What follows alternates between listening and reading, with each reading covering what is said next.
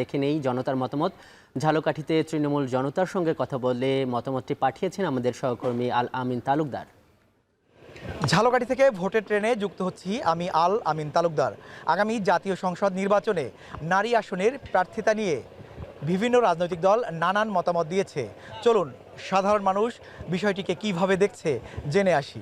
নারীদেরকে অবশ্যই গুরুত্বপূর্ণ অবদান রয়েছে, কারণ পুরুষরা যেহেতু কাজ করতেছে, কিন্তু আমার মতে যদি নারীরা এই সুযোগটা পায় তাহলে নারীরা পুরুষের থেকে আরও বেশি ভালো উন্নত করতে পারবে। কাজেই 50টি যেহেতু নারী আসন আছে, সেখানে আমি চাবো তার 100টা হোক। সংখ্যা বাড়িয়ে তো লাভ নেই, কারণ 50 জন আছে মহিলা সংরক্ষিত আসন, 100 করে আমাদের যে নারীদের কাজের ক্ষেত্রে সমান দেওয়া হচ্ছে না অধিকার।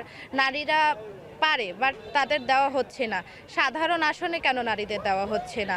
বাংলাদেশ সরকার যদি নতুন করে সংসদীয় আসন বাড়িয়ে তাদের যদি এটা কাজের পরিধি করা যায় এবং নিজ নিজ উপজেলায় নিজের সংসদীয় আসনে যদি কাজের পরিধিটা বাড়ানো যায়, তাহলে নারীর ক্ষমতায়নটাও বাড়ে। সংসারে যদি আপনার সরাসরি নারীদের একটা নির্বাচন হয়, নারীদের একটা অধিকার যদি নারীরা পেয়ে যায়, এটা আমার মতে এটা ভালো।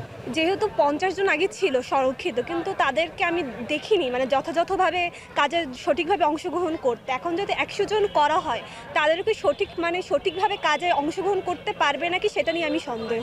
আমরা নারীরাও সব দিক থেকে এগিয়ে, তো আমাদের সংরক্ষিত কেন করা হবে? এখন এখান থেকে যদি 100 করা হয় এবং সরাসরি ভোটের মাধ্যমে তাদেরকে যদি নেওয়া হয়, তাহলে তাদের সংসদীয় এলাকা কোথায় হবে এবং যারা সাধারণ নির্বাচন করে তাদের সাথে কিভাবে নির্বাচন করবে, এই বিষয়টি আসলে আমাদের কাছে খুবই স্পষ্ট, আর এই বিষয়টি স্পষ্ট হওয়া দরকার।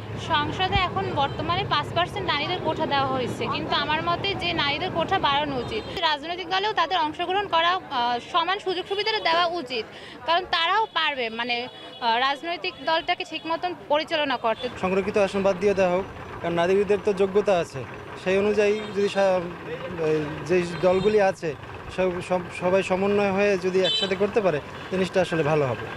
সংসদে নারীদের আসন সংখ্যা বা নারীর প্রতিনিধিত্ব কেমন হবে সে বিষয়ে সাধারণ মানুষের রয়েছে মিশ্র প্রতিক্রিয়া।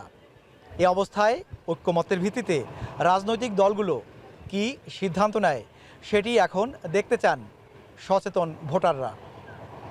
আল আমিন তালুকদার, এখন ঝালকাঠি।